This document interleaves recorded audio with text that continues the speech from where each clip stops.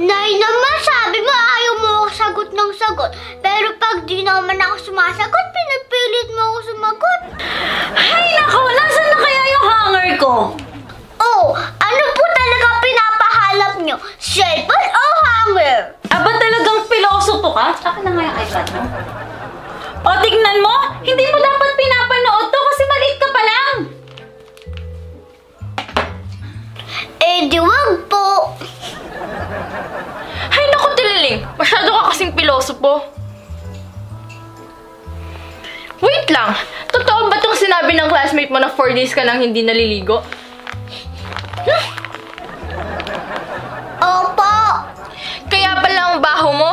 Naku, Tililing. Tinatamad ka na namang maligo. Hindi po ako tinatamad maligo. Nagtitipid lang po ako ng tubig.